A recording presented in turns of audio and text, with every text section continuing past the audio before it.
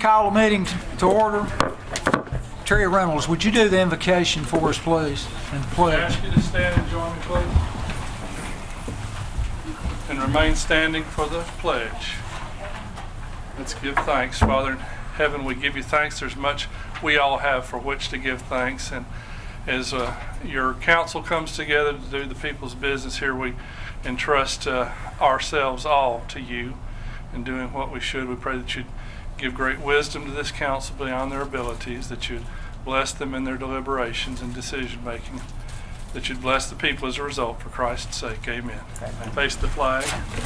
I pledge allegiance to the flag of the United States of America and to the republic for which it stands, one nation, under God, indivisible, with liberty and justice for all. You can be seated. Thank you.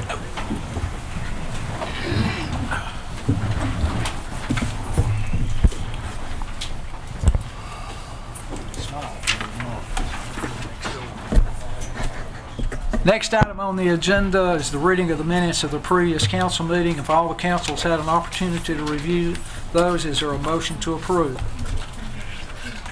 Make a motion. Motion by Mr. Gray to approve. Is there a second? Second. Second by Mr. Crawford. All those in favor say aye. Aye. Minutes are approved. Next item on the agenda, communications from the mayor. First of all, I'd like to welcome everybody here. It's going to get cold tonight, but we do welcome you here.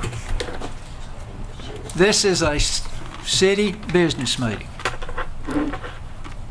This council's here to conduct the business of the city, of the taxpayers of the city of Fort Oglethorpe. It's not a political rally, but it's a business meeting. And I'm not saying being a political body, there's not any politics up here, so let's be realist. But it is a business meeting to conduct the business of the city. We have somehow, some way, somehow swayed from the 5-minute rule on some of the things that we do. The rules call in citizens petitions, for example, 5-minute rule. Mr. Goulart, did you buy us a buzzer? Yes, sir, I did. You did or did not? I did. Did you say did or did not? Oh.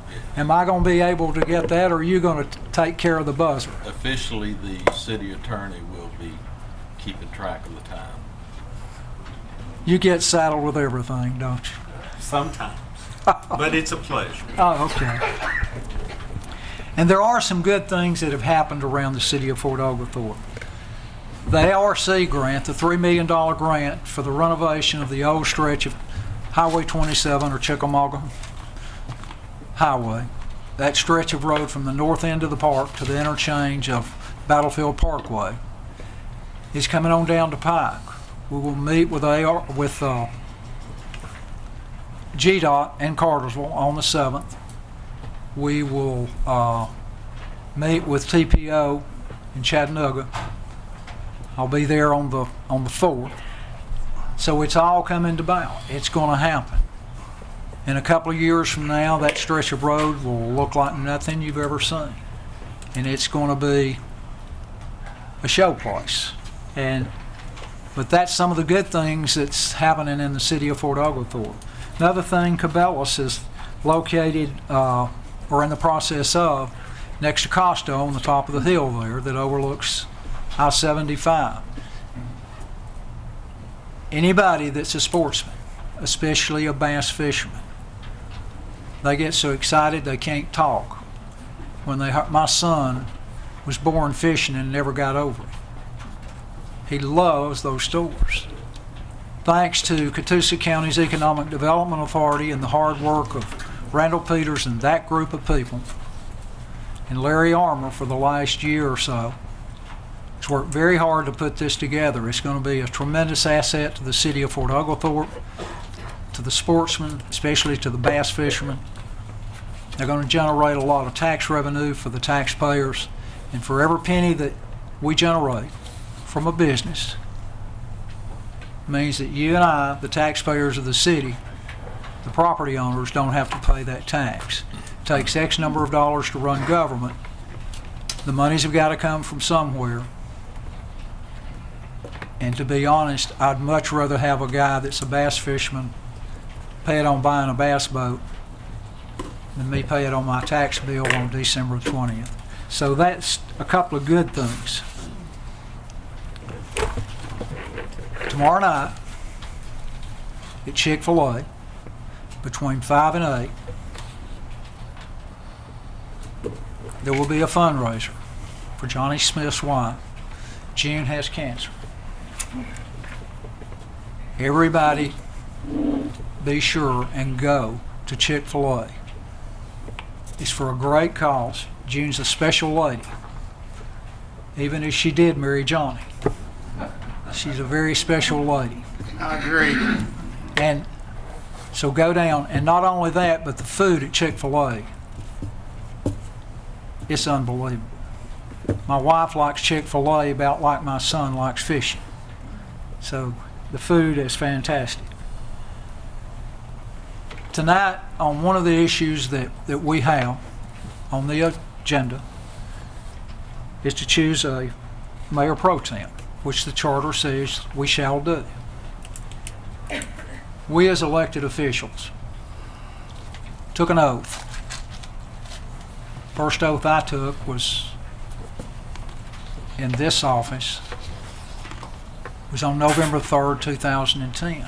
And what we did is we said that we would uphold the Constitution of the United States, the state of Georgia, and this charter of the city of Fort Oglethorpe. So that's one of those things that we do. We did. Everybody up here did. Every one of us did. So other than that, that's all the mayor's got to say today. Next item is executive session, and I don't think we have anything to go to executive session today, do we? No, sir. Okay, so we'll move on. Zoning matters, we have none. Ordinances, second reading of ordinance number 2014-01. Mr. Stoltz? I'll do it. That's Okay, correct. Mr. Goodlaw. It's ordinance number 2014-01, amendment to Fort Oglethorpe, Georgia Code of Ordinances, Part 2, Chapter 2.4, subsection 8. Whereas it is hereby ordained by the governing authority of the city of Fort Oglethorpe that Fort Oglethorpe, Georgia Code of Ordinances, Part 2, Chapter 2.4, subsection 8 is hereby amended as follows. The old section to be deleted in its entirety, subsection 8, creates the Department of Public Works, Streets, Water, and Sewer. The new section under this Code of Ordinances will be only Water and Sewer. Next item, second reading, ordinance 2014-02. Mr. Goodlaw. Ordinance number 2014-02, amendment to Fort Oglethorpe, Georgia Code of Ordinances, Part 2, Chapter 2.4, subsection 7. Whereas it is hereby ordained by the governing authority of the city of Fort Oglethorpe that Fort Oglethorpe, Georgia Code of Ordinances, Part 2, Chapter 2.4, subsection 7 is hereby amended as follows. That current section, which will be deleted in its entirety, creates the Department of Parks and Recreation. The new section will be Streets, Parks, and Recreation. Thank you, Mr. Goulart. Next item is second reading on ordinance 2014-03, amendment to the city of Fort Oglethorpe charter. Okay. Mr. Stoltz, or you want to do this, Mr. Goulart? I'll cover it. This Okay. is for the people in attendance here. This is the charter revision that the committee that was appointed by the mayor and council formulated this and presented this. This is ordinance number 2014-3. It's the City of Fort Oglethorpe Charter Amendment. It has been on file in the clerk's office and also here at City Hall. This will be the second reading. The state law requires that it be voted on the second reading. Okay, is there a motion to approve?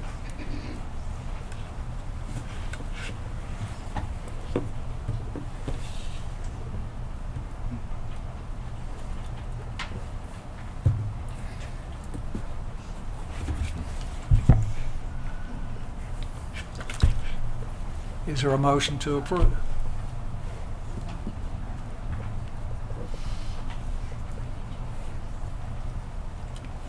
I'm getting a lot of smiles, but I'm not getting a motion. Dies for lack of a motion. Next item on the agenda, first reading ordinance 2014-4. Ordinance number 2014-04, rezoning, be it ordained by the mayor and council of the city of Fort Oglethorpe, Georgia, and it is hereby ordained by the authority thereof. Section 1, that the following property owned by Ted Moss, Volunteer, LLC, known as map and parcel number 00020017000C, Heritage Woods subdivision, is hereby rezoned to a R3 zoning. Okay, that was the first reading. Yes, sir. Next item, ordinance number 2014-5, the first reading.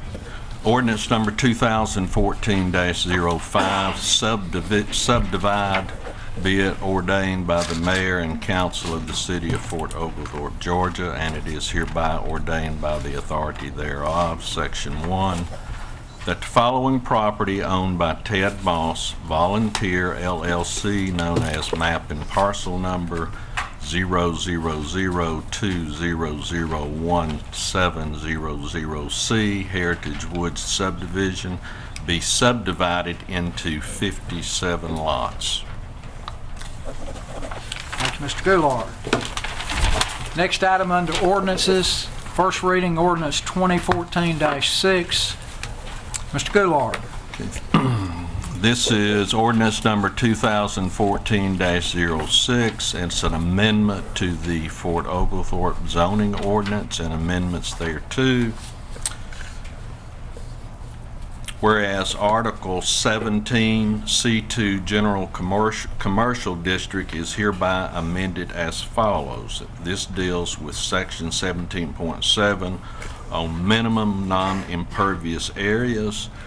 The old section required that for multifamily and non-residential areas in C2 districts shall have a minimum of 30% of the gross acreage set aside as open space and shall provide recreational areas within said open space. The new proposed section provides the minimum non-impervious areas. Commercial non-residential areas in C2 districts shall have a minimum of 15% of the gross acreage set aside as open space, period.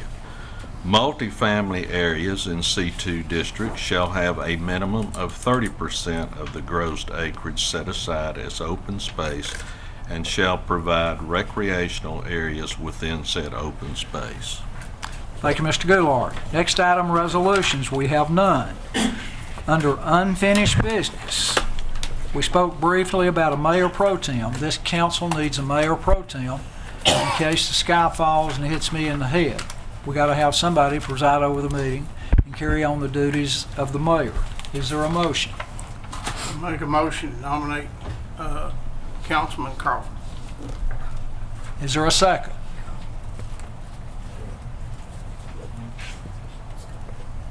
Do we have a second?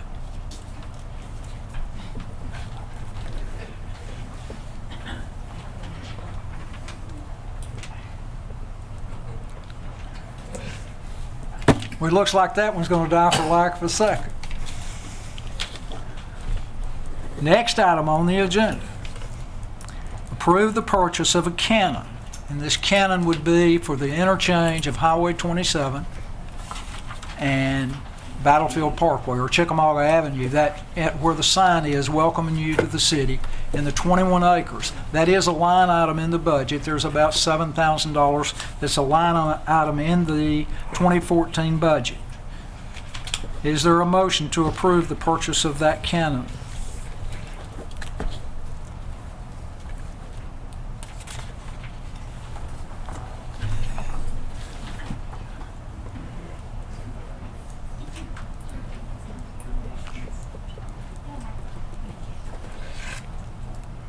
That line item's going to die too, so we're going to have a fast meeting tonight. Under new business, approve the purchase of real estate located at 131 Stewart Drive. That's property the city has owned a one-half interest in for a couple of years, and the estate's probably been settled now. And the proposed, I think, use would be to put a small community or subdivision park in that. Is there a motion to approve that? Make a motion. Who made the motion? Mr. Gray made the motion. Mr. Mayor, Second by Mr. Crawford. for clarifications, the amount of the purchase would be $3,750 for the purpose of his motion. That's a bargain. It is. Any further discussion? Ms. Stanley? You say no? No further discussion, You said yes. but yes. Okay. Mr. Smith? Yeah. Mr. Gray? Yes. Mr. Crawford? Yes. Motion carried unanimous. I finally got something done. Public participation, Fort Oglethorpe Code 2.47. Mr. Goulart? Mr. Mayor, that may be a moot issue since you've stressed that we are going to follow what the charter says and limit public participation to 5 minutes. But you can vote on it if you would like. But No, and we bought a timer or buzzer, and Yes. it makes it easy. I've been taking my watch off and putting it there, but it doesn't have an alarm on it. So, and I'm glad we did that. Unless this council just wants to vote on it, that's a mute issue. Is that agreeable with this council? yes. Next item on the agenda is proposed approval of ball field repairs, Public Works Director, Mr. Long. Yes. Mayor and Council, this is for renovation work. We got some maintenance up at the ball fields. It's field number 3 is become a safety issue with the fencing, and asking council to approve the $10,000 that's in the budget for the repairs and all on that. And the Rec Association is also going to put some money towards the renovation of that field to get it seasons here. They drew the teams yesterday, so everybody's going to be ready to start. So this is going to be something we'll try to get on ASAP and get it. We'll have several different vendors and different things that's going to need to be purchased, so that's why I'm just asking for approval not to exceed $10,000 what's in the budget. Is there a motion to approve that line item in the budget? Make a motion. I'll second Mr. Gray. Okay. Have a motion, we have a second. Any further discussion? I did go up there and look at it, and it's definitely gonna have to have something done to it before we get kids and people up there. So it's in dire need of it. I think we addressed all the other fields last year and kind of ran out of money and forgot about that one, but it's definitely needed. Yes. Any further discussion? Mr. Crawford? Yes. Mr. Gray? Yes. Ms. Stinnett? Yes. Mr. Smith? Yeah. Motion carried unanimous. Thanks. Next item, proposed approval of sign variance for Sherman Williams. Mr. Goulart? Yes, this previously appeared before the appeals board. It was unanimous by the board to recommend to you approval of the variance, so I would also likewise recommend approval, a motion to approve. Is there a motion to approve? Make a motion. Motion by Mr. Smith, Second. Second by Mr. Crawford. Any further discussion? Mr. Gray? Yes. Mr. Crawford? Yes. Ms. Stenney? Yes. Mr. Smith? Yeah. Motion carried unanimous. Next item on the agenda, proposed approval for Northside Water Project Engineering Public Works Director, Mr. Parker. Mr. Mayor, and back in January, we opened sealed proposals for engineering service to design upgrades to the water system on the north side of town, be pretty much the whole area north of Highway 2. We received several proposals, and I've attached to the memo a bid tab sheet showing you who had bid and the proposals were. And after reviewing them, I'm recommending the low proposal from CTI for $55,600 to do the design of the water system upgrades. Is there a motion to approve? I'll make a motion. Motion by Mr. Crawford, Second. second by Ms. Stenney. Any further discussion? Mr. Crawford? Yes. Mr. Gray? Yes. Ms. Stenney? Yes. Mr. Smith? Yeah. Motion carried unanimous. Next item on the agenda, proposed approval for CDBG Grant Administrator Public Works. Mr. Parker, you still got the floor.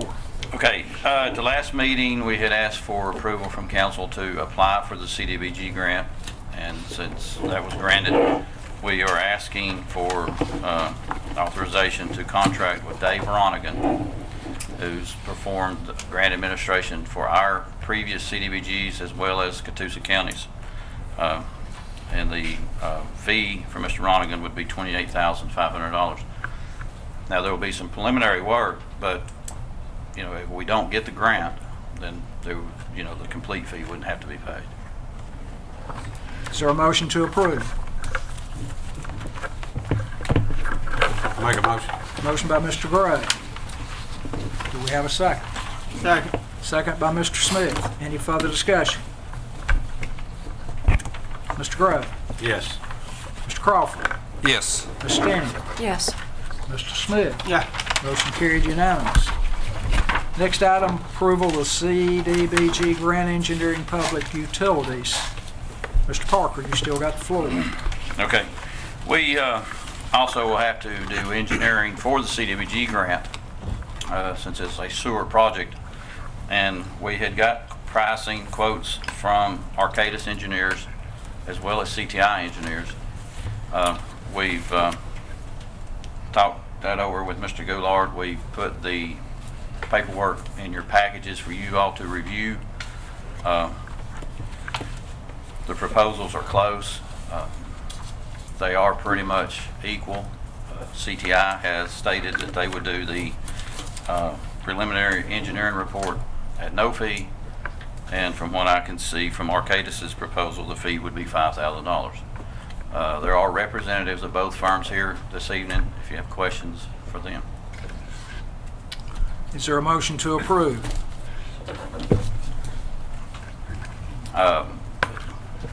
Make a motion. Motion, did Which you make a firm? motion? Which one are we going to approve? Well, we got what we're going to discuss. Okay, well, I'll make a second. Okay. Okay. Any further discussion? Yes. Mr. Gray? If I understood what you just said, Phil, that's going to be 5,000 on top of the 56. That's my understanding. 61.5.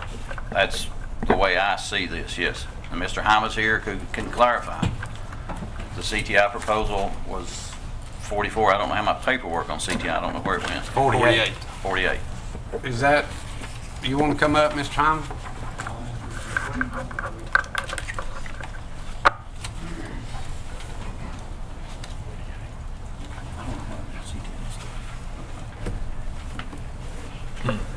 Or Jimmy? As far as the preliminary engineering report goes, we have, if the CDBG grant is not approved, we want that cost recovered.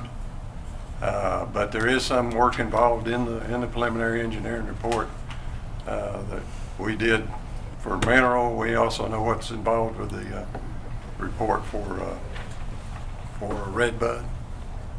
So that was just a cost that we had to recoup to do the work. Okay, thank you. Any further questions?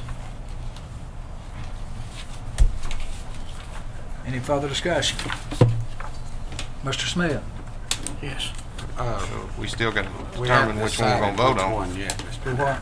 We got to decide which one. We've got two. I thought he proposals. just made a recommendation, did you not? And I thought that. Well, No, that's discussion now. Phil's the gonna follow. CTI proposal is 48,000. Arcata's proposal is 61. Okay.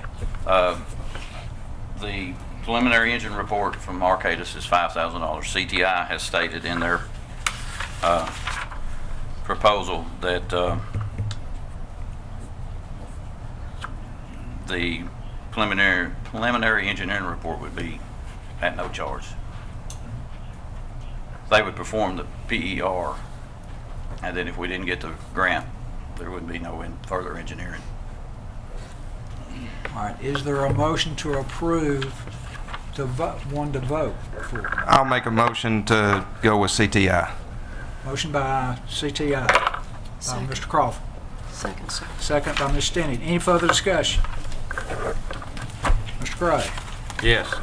Mr. Crawford? Yes. Ms. Stinney? Yes. Mr. Smith? Yeah. Motion carried unanimous. Next item on the agenda, approve implementation of the budgeted 3% pay raise for employees for the city. Is there a motion to approve that? Make a motion to up to 3%. Motion by Mr. Smith. Is there a second? We better get a second on this one. I'll make second. Second by Mr. Crawford. Any further discussion? Yes, sir, Mr. Mayor. I'd like to make the recommendation that we table this till we get our first quarter report. That we do what? Till we get our first quarter report from the city. We're kind of right here toward the end, in 2 months, and typically the raises don't go into effect till March. And I think we need to see where we're at. Hopefully, we're going to be okay. But it's been a up and down road for quite a while, and I would like to see what the results are, where we're standing on the first quarter. Would be my recommendation to table it until we get that. Is that a motion? Yes, sir. Have a motion to table this implementation of the 3% pay raise by Mr. Gray as an amendment to the motion. Second that. Second by Ms. Stinney. Is there any further discussion on the amended motion? We'll vote on the amended motion. Mr. Gray? Yes. Mr. Crawford? Yes. Ms. Stinney? Yes. Yeah. Mr. Smith? Motion carried unanimous on the amended motion. Pay raises will not go into effect until they're voted on again. Next item on the agenda, City Manager's Report. Mr. Goulart. I just wanted the council, as you're aware, we have, and you alluded to it in your opening remarks, that we're to go to Cartersville on March the 7th and meet with DOT on that $3 million grant. And if I can, between now and then, get a head count of the members that want to attend, I can make sure that we've got ample transportation. Okay. We would need to leave by about 8 o'clock, no later than 8 that morning. And we'll meet with GDOT. Well, you can arrange that, so. Okay. Just let me know if you want to attend. And if we have more, if we're going to have a quorum, then I'll advertise it as a precautionary measure. So anyway. The only other thing I have is I want to say thank you to, and I'm sure I speak for all of you, to all the city employees that worked during the snow days. We had a lot of issues. The Public Works Department, I know the water and sewer people come in, police department and fire department, they all did a good job, and I want to congratulate them. Just so you'll know, The Streets Department applied 6,500 gallons of that brine solution as a preventative measure on our streets. We used approximately 250 tons of sand and a combined snowplow of approximately 350 miles of our roadways. So they did a good job, and I know some of them, I think Jeff himself worked 28 hours straight, and some other people did, so they're to be commended for a good job. And that's all I have, sir. Okay. Thank you, Mr. Goulart. Next item, City Council comments. Mr. Gray. I'd just like to echo what Mr. Goulart said. They were amazing. We even had City Hall open every day but one. Didn't have that many employees here, but police department, I mean, they were just running crazy. I know I worked every day and I didn't have a bit of trouble going, so I think they done an outstanding job. The whole city did. Thank you for what you do. Mr. Crawford. Yeah, just a couple of things. Like you stated earlier about the Cabela's and how it's great, and I just say congratulations to the citizens of Fort Oglethorpe and to the residents of Catoosa County, because it's almost like a tourist attraction. People are going to be coming in, and from what I got from the County Commissioner Mike Helton, he said that it's going to bring in right at $1.1 million worth of tax revenue a year, and about 100,000 of that's going to be coming to the city of Fort Oglethorpe. So a lot of people made that happen. I mean, the city of Fort Oglethorpe, Mr. Armour, Catoosa County Economic Development Authority, Catoosa County Board of Commissioners, the Joint Development Authority, and our current state senator Jeff Mullis, and everybody and the citizens, just by the way y'all support these businesses when they come to our city is incredible. And you ask people that bring in their businesses in, they always say Fort Oglethorpe's always a bright spot.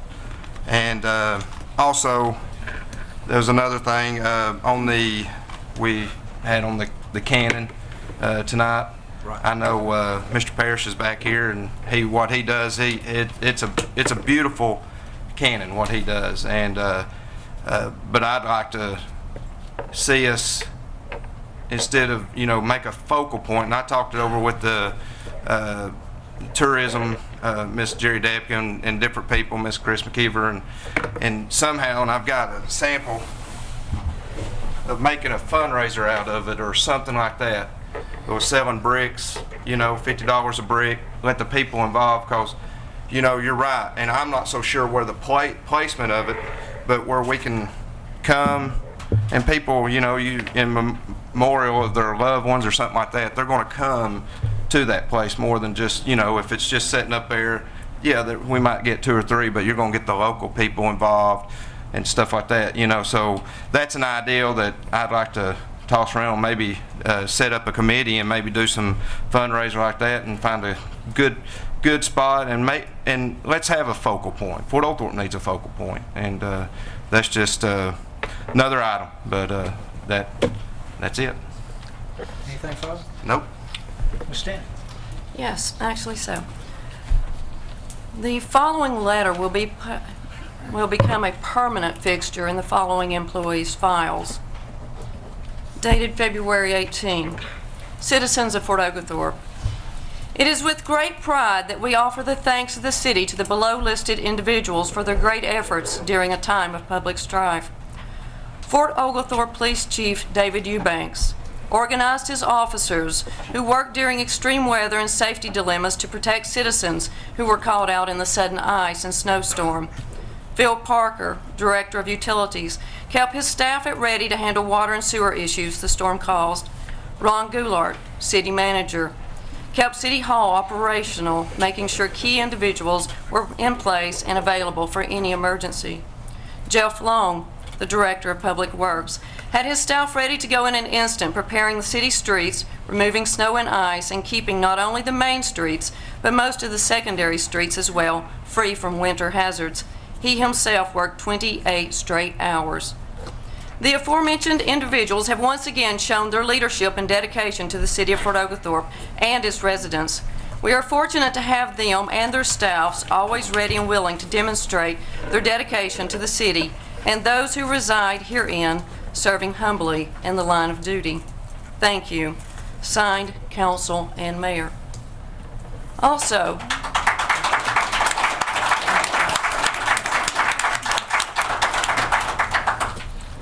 Ms. McKeever could not be here this evening due to another meeting, but we are in the process of putting together the volunteer fair. And I would like to ask all individuals who are associated with nonprofit organizations to go to the fortogov.com website and select attractions and then 6th Cavalry Museum and fill out one of the applications for volunteer services. These services will be provided by people, citizens of the city, as well as school kids, the high school students. And all of you who know, if you work with high school or you work with any of the students here, that the grants and scholarships do ask for volunteer services. And it asks you on those scholarship applications the services you have provided and where you have provided those services. So we will keep track of those services and use them to help school kids get grants to go on to colleges and universities in the area. Again, fortogov.com and select the application for volunteers. Thank you. Mr. Smith, Nothing.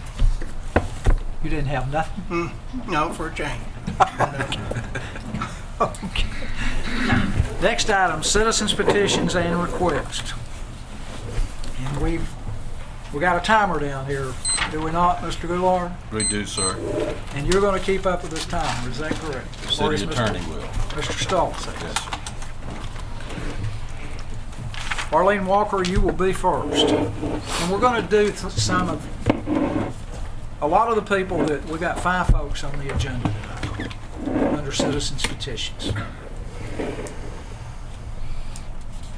And at some point in time, we need to rotate these people so the same person's not first all the time. And that's not fair for Arlene to be first all the time and somebody to be last all the time, because somebody may not want to be last all the time. So at some point in time, we'll rotate these things so that if we continue to get the same people. And again, as I stated during mayor comments, this is a city business meeting. It's not a political rally. We're here to carry on the business of the city of Fort Oglethorpe. Ms. Walker, you got the floor first.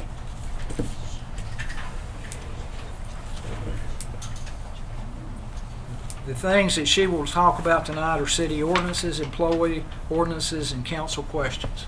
Please hold.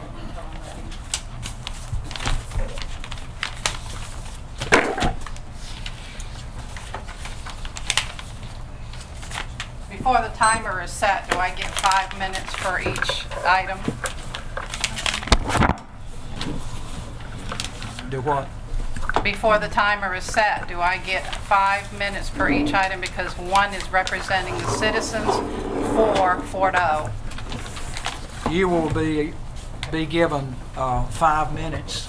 Okay, I see the timer's going, so let me run them through this. I've been able to meet with several attorneys in the past few weeks, and one gentleman asked me to start my speech tonight with "Thou shalt not lie." Reading straight from the employee ordinances, a job description shall be prepared and currently maintained for each position included in the personnel system. Each position shall be evaluated in relation to all positions systematically grouped in categories like duties and responsibilities assigned to the common title organized in the classification plan. I filed an Open Records Act, Mayor, on Jeff Long's position, and he was hired back as the Public Works Director, and that's not what's on the agenda in the readings. It shall be the duty of each department head to submit to the city manager by ratification by the mayor and council all new positions, descriptions of affected positions, each time a department or division is permanently or substantially reorganized or major changes in duties and responsibilities occur in any job upon ratification of the mayor and council, city manager shall submit description to personal officers. We've done everything completely backwards. Second thing on my list is I want to definitely get in the questions from the citizens for Fort Oglethorpe. There are over 20 some odd questions in those packets. I'm only going to read a couple as a time constraint. During the January 13th council meeting, Ron Goulart was appointed city manager, and directly after he hired Chief Eubanks, Parks and Recreation Director Jeff Long. Jeff Long announced on the UCT 265 that he was instructed by Goulart to report to work first thing in the morning on January 14, 2014.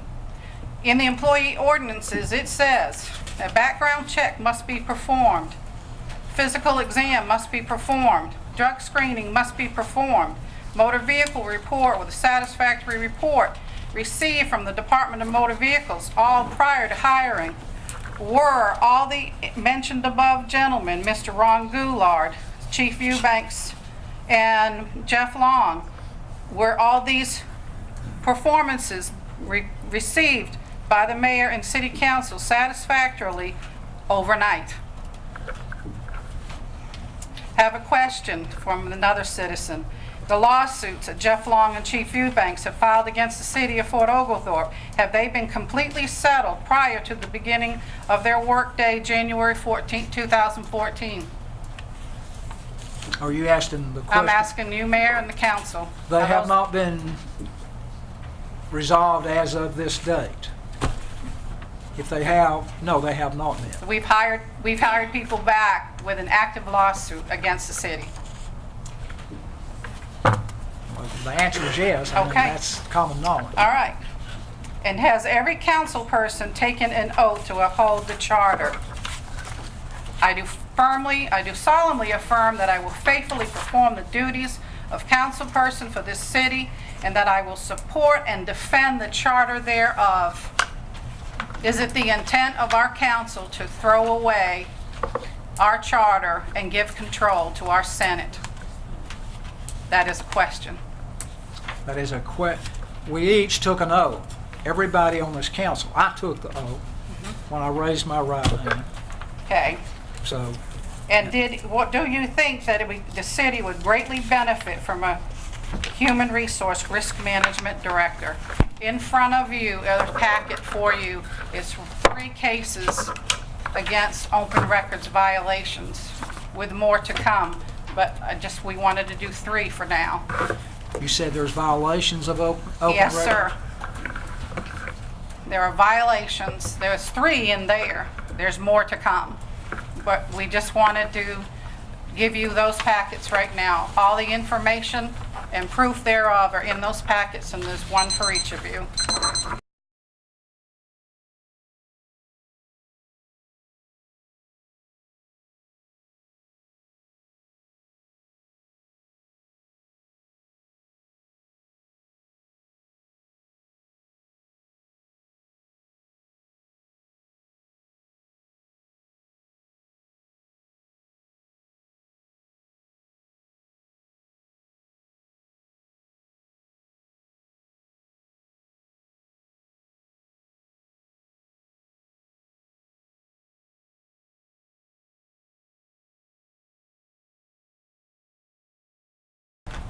Is that it? Yeah, I'm through. My time's up. Thank you. Thank you. Next person, Jerry Depkin, proposed charter, grammar, punctuation mistakes.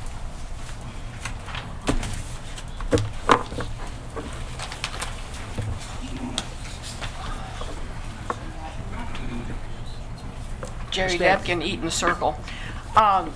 My question at this point, as a result of this meeting so far, is that since the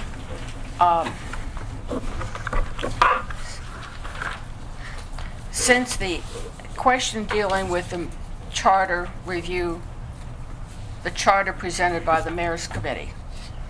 Did not meet the requirements under the state law, as you stated, that it needed to do. That's why the vote was taken. Does that mean that This means that, Ms. Depkin, you're here to discuss the proposed charter, grammar, punctuation mistakes, and only that during your 5-minute segment. That's what you're on the agenda But the answer for. to my question is whether I should continue or not. Well, I mean, So is there going to be a third reading of the proposed charter? I from will the get mayor's a group? legal opinion on that, and my intent is to have it a third reading, but I must get a legal opinion, and I will get a written legal opinion Okay. before that decision's made. Okay, well, So then I you will can continue with on what I your correction asked. of grammar. Then my point remains that the charter revision that the council received from the mayor's committee in November, which I said at least I found mistakes, which I Can I thought were correct critical. you? It's not the mayor's committee, it's the council's committee. Mayor and council, I'm sorry, okay, stand correct. That revised charter that was presented in November, which was identified as not being advertised correctly, so we went through a second session in January, that this is still the same charter that the council received in November. So the suggestions I made to be what I considered to be errors, especially the 7 incomplete sentences. So it's kind of hard to figure out what it's supposed to mean because the rest of the sentence is not there. The dates that were cited incorrectly and the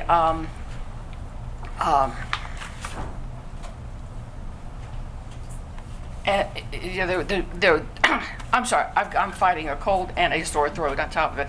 Anyway, those things that I identified have not been changed or addressed to date because this is the same charter that was revision that was handed in November.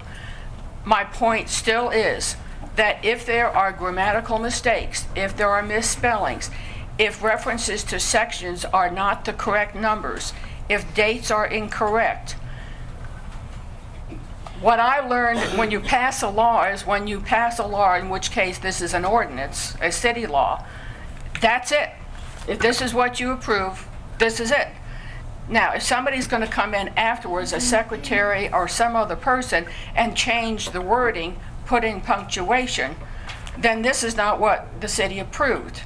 And I one more time say that if it's punctuation, spelling errors, incomplete sentences, miscited sections, and wrong dates are in here, to approve it in this condition, I think is a farce. I don't know how to say it strongly enough.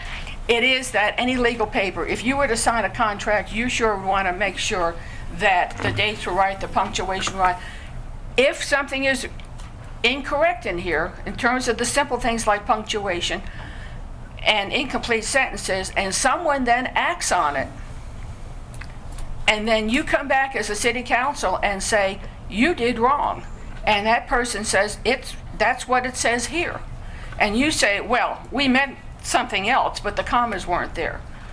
Then you don't have, to me, you don't have a legal stand to the person you're accusing of doing something incorrectly because he's going by what the paper says.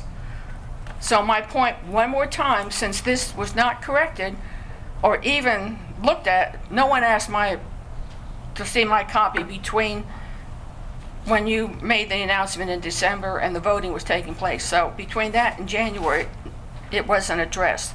So you're going to be, if there is a third vote, you will be voting on the same thing that has incomplete sentences, wrong dates, miscited sections, and lots of punctuation errors. And I just think it would be a shame if the city puts its name on a document that, to me, obviously just needs to be run by somebody who knows English. And don't take my word, I didn't say I was the master of everything. I just said I thought I found these things, and I know I found incomplete sentences. Thank you. Thank you, Ms. Depkin. Next person on the agenda, Ron Hodges, reference to the charter.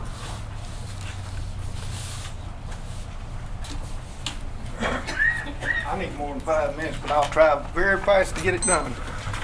I heard the beep over here said it's gone. Well, let's start off. Can I ask the city attorney a question? 4 questions Yes. pertaining to this charter. Yes, let's Number do it. 1, is anything in the proposed charter that's in conflict with Georgia state law that we prepared? Not that I'm aware of. Okay. Number 2, are there dates in the charter that are incorrect? Not that I'm aware of. Was there anything that we done Tuesday night when we had a meeting of the committee that would change intent, interpretation, or anything to do with the charter? Not that I heard. Okay.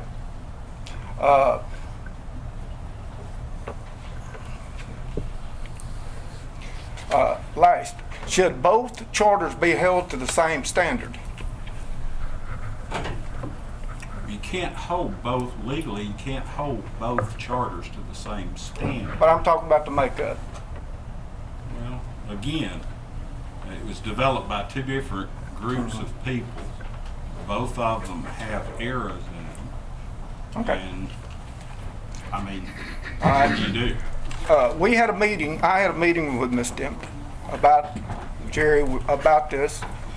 Looked at all of it, presented it to our committee. We went over everything and we corrected everything that needs. When it was brought up that the state's charter had mistakes in it, it was brought up to Mr. Cooper, and this was his reply about their mistakes and about the things that in violation of the law, because they've got stuff in there that's in direct violation of the law. I'm having a hard time reading. I forgot my glasses. Sorry. In the event the committee makes a report of its findings and recommendations with suggestions and for proposed legislation, if any such report shall be made on or before, oh, excuse me, I'm reading the wrong thing. Told you I ain't got my glasses. Here we go. The Legislative Council reviews all legislation for correctness and legality prior to assigning a bill number and moving it to the floor for a vote. So if theirs does not have to be exactly right, then they're saying ours has to be completely dead right before ours can do anything. But here, when it comes to the state one, once we send it to the state, they will correct all the mistakes. That don't sound right to me, period. And last, Mr. Smith's done gone. I wanted to ask Mr. Smith a question, but I will ask Mr. Gray. Can I ask Mr. Gray a question? You may. Mr. Gray, did you not state that you had no problems with our current charter twice when it was we first started working with it, and then when we finished and turned in the package to y'all? Did you not state that you had no problems with the current charter? The only thing that it needed to be done was updated, and Mr. Red Smith said the same thing, that he had no problems with it because he was on the committee? I'm talking about you. I know you can't answer for Red. I probably said I didn't have any problems with our current charter. That's probably true. Yes. I can read you word for word what you stated about it, and that was that you had no problems. It just needed to be updated because it's a little out of date. And that was twice, when it was started and finished. But yet, nobody would second it. Johnny Red Smith, same way. The mayor's the same way. That had nobody up here had a problem. The other 3 that's up here, the other 2, excuse me, said y'all was the voice of the citizens. That's what y'all run on. You just give the state the right to run the city. Now, how is that giving voice to the citizens here when you take away the mayor's vote, number 1? Number 2, the ethics committee, 8 of the 14 people on this committee is appointed by the state. That don't sound right. And if we fill that seat right there, it's not appointed by y'all, it's appointed by the state. Now, how is that saying that you are representing the people? You're the voice of the people when you just took it away from the people. Is that a statement or a question? That's a question, either one, I don't care. Is it a question to me, Mr. Is No, it a sir. question to me or Mr. Gray? To Ms. Stinnett, To Ms. who? Crawford. To That's- Ms. sorry. Stinnett or Ms. Sorry. Crawford? That- I didn't expect to. It's Okay, I know. fair to up. everybody. Okay. Mr. Mayor, can I still respond? Yes, you can, Mr. Gray. You want to first? Go ahead. Well, my thing is, in both these charters, wasn't it recommendations? And not to rewrite the charter? Is that, The charter of recommendations, how this came down the pipe is that each member of council nominated 2 individuals to be on this charter committee. We can't hear you. Speak into the. Oh, you can't hear me. Most time people hear me too much, so anyway. Each member of this council was given the opportunity to choose 2 nominees. The mayor had 1 nominee to appoint to a charter review committee. I did make the statement that that the charter needed to be looked at. Anything as long as and as old as that was needed to be looked at. Mr. Smith was on the committee that actually drew the current charter that's in place as you and I sit here tonight. So the committee that was appointed by the state, by Mr. Mollis, if I understand correctly, we had nothing whatsoever to do with the saying of that committee. I never was invited, nor did I attend a meeting of theirs. The Charter Review Committee that the members of the council appointed, the city attorney attended each of those meetings to make sure that it was done properly. This mayor stayed out of it, and part of the criteria of those members that were chosen and picked to serve on that Charter Review Committee were people that didn't have an axe to burn or to grind with this mayor, this council, or the previous council, and that they were going to look at, with an open mind, the charter of the city of Fort Oglethorpe. Did that answer your question, Mr. Crawford? was every councilman's, or council member, I guess it was all councilmen, with their nominations, every one of them filled? I think Mr. Gray's 2 were voted down. Am I correct, Mr. Gray? That is correct. So I had 1 nominee, that person was voted in. Okay. All right. So, does that answer your question? Yes, sir. Okay. My next. You're next. Mr. Hodges made it sound like we had already approved, for lack of a better word, this state charter. We haven't approved any charter. A little note here says something about what we were elected to do. Our charter says that we can nominate a committee, and then they bring their recommendations to this council, any changes that they've got. And then if this council wants to make changes to that charter, that's what we do. And that's what we're going to do. We're not picking one, we're not picking the other. We had too many people on both committees work too hard for us to ignore what they have done. We're going to look at both of them.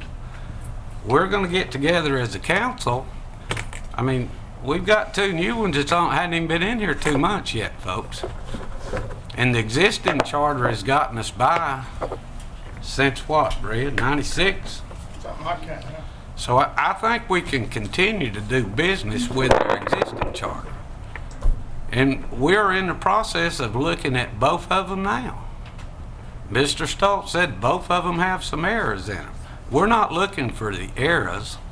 We're looking for the things we think as a council, like we were elected to do, that needs to be changed that can help this city do business better. And that's what we intend to do. We're not choosing sides. I want to thank everybody that served on both of those committees, because everybody put in a lot of time. Some of them had some ideas that the other committee, we're kind of lucky that we got that many people working on it, really. And we're going to listen to what's in there. And we're going to make the changes we think needs to be done to that charter, just like our charter says we can do. We're not going to rewrite the whole thing. It's been too good to us. It's like, you know, anything has to be updated occasionally. And we're going to look at it, and then we're going to send it to the state and make sure it's okay before we even think about making those changes. So we're not on a time schedule to get this done. And we're going to do what these 4 council people up here and the mayor thinks is best for this city. We're going up. We've been going over. And I thank both committees for what they've done. That's all, Mr. Mayor. Okay, I'm going to answer Mr. Gray's question, and I'm going to do it, and I'm going to ask the question to our city attorney, Mr. Stoltz. The charter recommendations that were recommended by the state-appointed Charter Review Committee, those would not come back to this city council for their approval. These have been sent to the state legislature for them to enact. And if they do indeed enact those, they do indeed become the city charter of the city of Fort Oglethorpe. This council, you the citizens of the city of Fort Oglethorpe, it is then out of your hands. Mr. Gray, you, in my opinion, are in error. Mr. Stoltz, you please answer my question. Am I correct or am I wrong?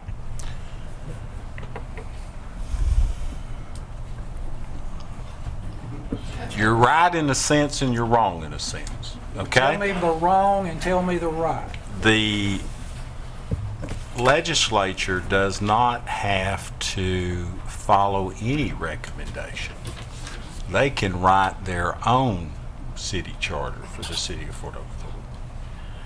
There is some case law that says, or there's a statute that says that they cannot rewrite or write a charter with certain, I think there's about 10 particular things that are exclusively provided to home rule. But otherwise, the Senate, the legislature can basically do their own charter for the city of Fort Oglethorpe. They are in fact entitled to do that. They may take the recommendations of the committee that Senator Mullis appointed.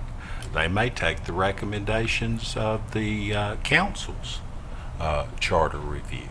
And I think what Councilman Gray has stated is a very good statement of the possibilities.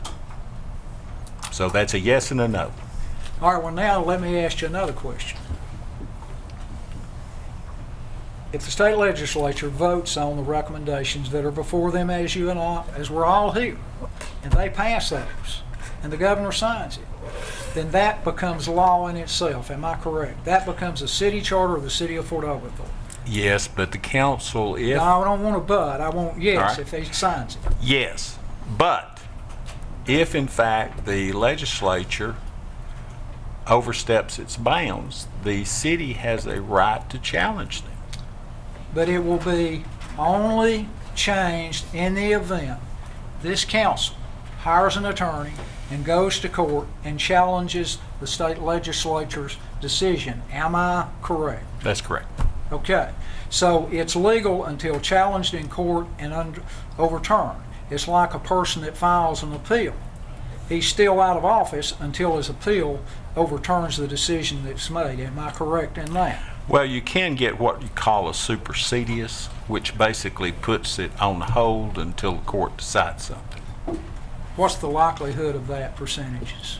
Oh, I don't give Slim to none? I don't give likelihoods, Mayor. I mean, if I did, I'd have won the lottery and been on the beach.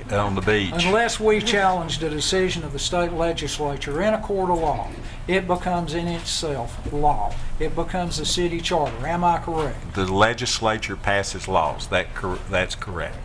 And when we began, and correct me if I'm wrong, Mr. Smith was here when this came down the pipe. When this Charter Review Committee was enacted and passed, and based on the recommendations of the City Council at that time, and the election superintendent, Miss Lucky or Malucky, is here as we speak. It was so stated that the citizens of this city, you folks out here, some of you love me, some of you hate me, but you still own this city. You own a proportionate share of it, just like I do. This council, this mayor, that councilman, and the council members that were in office at that time made a commitment to you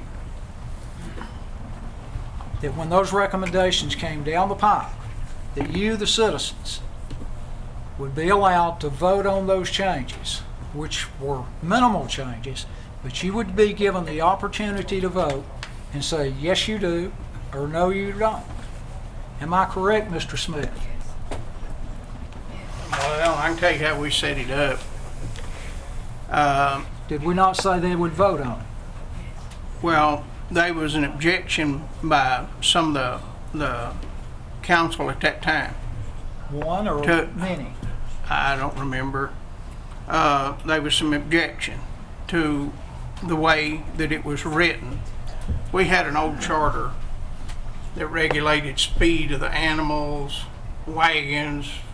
They could make you work, you know, to help pay. Now, we're talking about the charter that's in effect now. I'm listening. And so we sat down, Community Affairs sent us 4 or 5 models. Out of those 4 or 5, we picked this one. Then after we picked this one, we sent it to the legislators, who has the ultimate say. And there was a particular court case between the county here and the city, right over here, Gateway Business. And the court ruled in that case that the legislators can create and do away with whatever they wish. So they took the charter and they reworded it the way they wanted it because it was not identical to what we sent them. They sent it back. Some of the politicians said, well, we don't like this. Let's have a vote on it. They voted. Citizens had to vote on it. Citizens passed it. That's the history. I'm not talking about the old charter. I'm talking about the recommendations that these members were going, and you appointed 2. You had 2 members on this committee. That we told those and made these people a commitment that those recommendations would be voted. They would be allowed to vote on. That's the question I'm asking you, John. And also, let me ask you a question, Mr. Stoltz, our city attorney. Ms. Debkin, can you hear me now? We all can. Okay. The decibel level's going up a little. If these recommendations, which are minimal and are not a change in the form of government, are legal and but under the court of law, and the citizens of this city vote on them in May, and that's what the election superintendent's doing here to tell us whether we could or could not have an election, it would not, in my understanding, under home rule, those recommendations, if they were voted on by the owners of this city, the citizens, then it would become indeed the charter of the city of Fort Oglethorpe, the corrected charter of this city. Am I correct, Mr. Stoltz? You have to, the council has to pass the ordinance I said first. if they passed it and the citizens voted for it, then would it become law without going to the state legislature? Yes, sir. Okay, that's answered my question. Okay, any further question? Anything further, Mr. Gray? No, sir. I think that, and I'm not an attorney, but I think that even just the council, under home rule, if they change any section of it, now maybe I'm wrong, and correct me if I am, but under that, is that not sufficient, even if they didn't have a vote? I don't know. It is, but in this particular ordinance, and if you will remember, the council had a decision earlier that they would like to include a vote by the citizens. and that was passed by the council. And that's why the election issue was even put there. Okay. And here I wasn't gonna say nothing now. But to answer his question, in fact, the council can do it. Yes, sir. Thank you. Okay.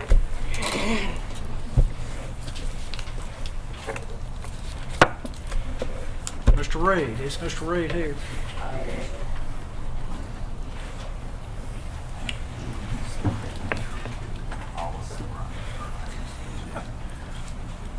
Mr. Reed, you're going to talk on the order of the agenda.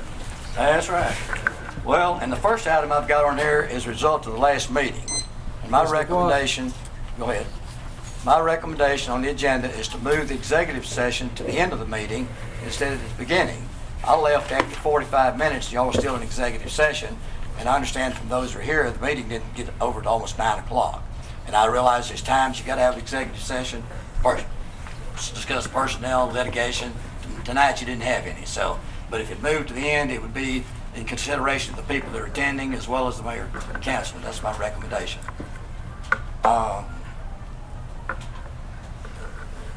The other item had, and I think on the agenda was, I think you took care of it now, go back to the 5-minute limitation by speakers. I'd make one other recommendation on that. Once a person, me or whoever, has addressed the council on a particular topic, they should not be allowed to come back and keep addressing the same topic over and over and over, dragging it out. As far as the city charter, it's been pros and cons. My recommendation is, whichever one is decided, that it goes before the state legislature and be approved by them so that we don't wind up with a lawsuit down the road to try to get things sorted out. It's better to get permission than it is to, after the fact, try to sort out all the pieces. The old expression, sometimes it's easier to get forgiveness than it is permission, but in this case, I think permission would be a much better way to go. So, but, we had an election, the people here got elected, the taxpayers, voters need to recognize that. And Ron, the city manager, I think is brought back to do a good job. As far as the question about employee ordinances and the question of the background, the two men have brought back, they've been on the job for a number of years. Why do you have to question their background? We're getting away from what you're on the agenda for. I'm sorry? We're getting away from what you're on the agenda to discuss. Okay, well, that's just added point, because I didn't know that was going to come up. So, but that's my point, so my recommendation. Thank you. Thank you, Mr. Root. Mr. Cooper, I believe you're next.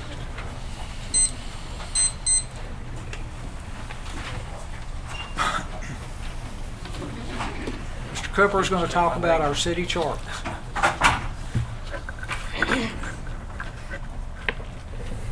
I was only going to address two things tonight, but based on the discussion, I'd like to provide a little clarification regarding how the charter process works in the state of Georgia.